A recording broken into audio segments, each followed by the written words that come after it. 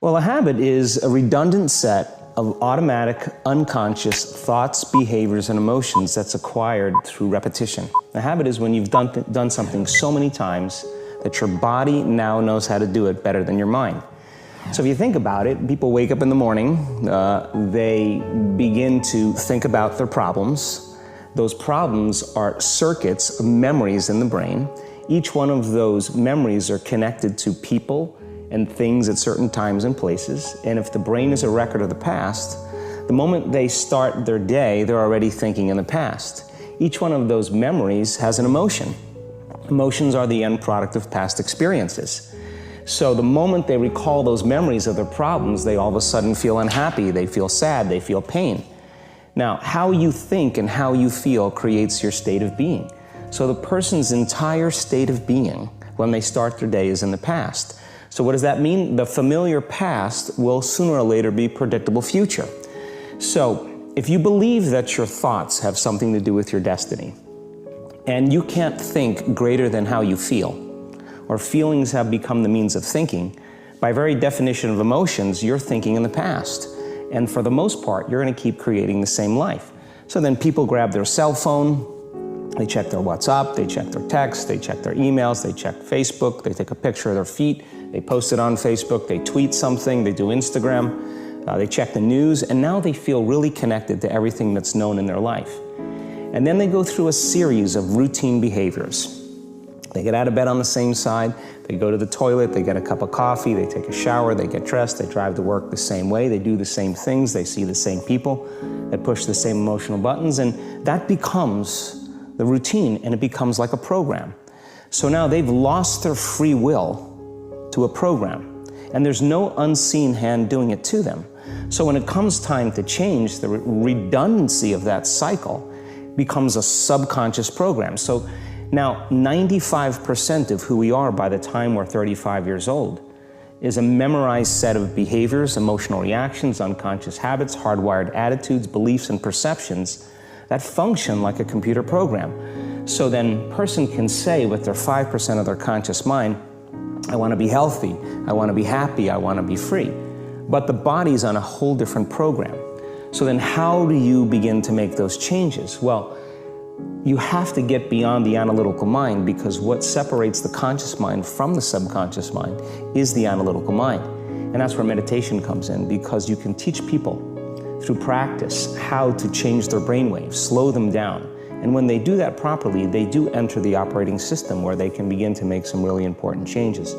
So most people then wait for crisis or trauma or disease or diagnosis. They wait for loss, some tragedy to make up their mind to change. And my message is, why wait? And you can learn and change in a state of pain and suffering, or you can learn and change in a state of joy and inspiration. And I think right now, the cool thing is that people are waking up. The stronger the emotional reaction you have to some experience in your life, the higher the emotional quotient, the more you pay attention to the cause. And the moment the brain puts all of its attention on the cause, it takes a snapshot, and that's called a memory.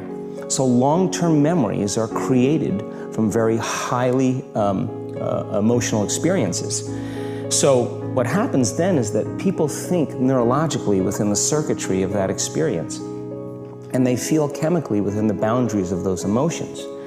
And so when you have an emotional reaction to someone or something, most people think that they can't control their emotional reaction. Well, it turns out if you allow that emotional reaction, it's called a refractory period, to last for hours or days, that's called the mood. I say to someone, hey, what's up? You say, I'm in a mood. Well, why are you in a mood? Well, I had this thing happen to me 5 days ago, and I'm having one long emotional reaction. If you keep that same emotional reaction going on for weeks or months, that's called temperament. Why is he so bitter? I don't know, let's ask him. Why is he so bitter? Why are you bitter? Well, I had this thing happen to me 9 months ago. And if you keep that same emotional reaction going on for years on end, that's called a personality trait. And so learning how to shorten your refractory period of emotional reactions is really where the work starts. So then people, when they have an event, what they do is they keep recalling the event, because the emotions of stress hormones, the survival emotions, are saying, pay attention to what happened, because you want to be prepared if it happens again. Turns out most people spend 70% of their life living in survival and living in stress. So they're always anticipating the worst case scenario based on a past experience. And they're literally, out of the infinite potentials in the quantum field, they're selecting the worst possible outcome, and they're beginning to emotionally embrace it with fear. And they're conditioning their body into a state of fear. Do that enough times, body has a panic attack without you. You can't even predict it because it's programmed subconsciously. So then you say to the person, why are you this way? And they'll say, I am this way because of this event that happened to me 15 or 20 years ago. And what that means from a biological standpoint is that they haven't been able to change since that event. So then the emotions from the experience tend to give the body and the brain a rush of energy. So people become addicted to the rush of those emotions, and they use the problems and conditions in their life to reaffirm their limitation, so at least they can feel something. So now when it comes time to change, you say to the person, why are you this way? Well, every time they recall the event, they're producing the same chemistry in their brain and body as if the event is occurring, firing and wiring the same circuits and sending the same emotional signature to the body. Well, what's the relevance behind that? Well, your body is the unconscious mind. It doesn't know the difference between the experience that's creating the emotion and the emotion that you're creating by thought alone. So the body's believing it's living in the same past experience 24 hours a day, 7 days a week, 365 days a year. And so then when those emotions influence certain thoughts, and they do, and then those thoughts create the same emotions, and those same emotions influence the same thoughts, now the entire person's state of being is in the past. So then the hardest part about change is not making the same choices you did the day before, period. And the moment you decide to make a different choice, get ready, because it's going to feel uncomfortable. I think that the bigger thing is that we keep firing and wiring those circuits. They become more hardwired. So you have a thought and then the program runs. But it's the emotion that follows the thought. If you have a fearful thought, you're going to feel anxiety. The moment you feel anxiety, your brain's checking in with your body and saying, yeah, you're pretty anxious. So then you start thinking more corresponding thoughts equal to how you feel. Well, the redundancy of that cycle conditions the body to become the mind. So now, when it comes time to change, a person steps into that river of change and they make a different choice, and all of a sudden, they don't feel the same way. So the body says, well, you've been doing this for 35 years. You're going to just stop suffering and stop feeling guilty and stop feeling shameful, and you're not going to complain or blame or make excuses or feel sorry for yourself. Well, the body's in the unknown. So the body says, I want to return back to familiar territory. So the body starts influencing the mind, and it says, start tomorrow. You're too much like your mother. You'll never change. This isn't going to work for you. This doesn't feel right. And so if you respond to that thought as if it's true, that same thought will lead to the same choice, which will lead to the same behavior, which will create the same experience, which will produce the same emotion. I want to talk about that notion of, give me a little more detail on what you mean by the body becomes the mind, or the unconscious mind.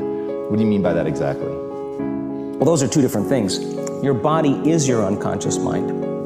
In a sense, if you're sitting down and you start thinking about some future worst-case scenario that you're conjuring up in your mind, and you begin to feel the emotion of that event, your body doesn't know the difference between the event that's taking place in your world, outer world, and what you're creating by emotion or thought alone. So most people then, they're constantly reaffirming their emotional states. So when it comes time to give up that emotion, they can say, I really want to do it. But really the body is stronger than the mind because it's been conditioned that way. So the servant now has become the master. And the person all of a sudden, once they step into that unknown, they'd rather feel guilt and suffering because at least they can predict it. Being in the unknown is a scary place for most people because the unknown is uncertain. And people say to me, well, I can't predict my future.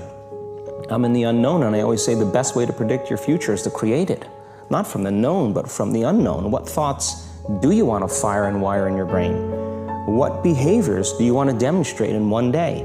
The act of rehearsing them mentally, closing your eyes, and rehearsing the action. By closing your eyes and mentally rehearsing some action, if you're truly present, the brain does not know the difference between what you're imaging and what you're experiencing in 3D world.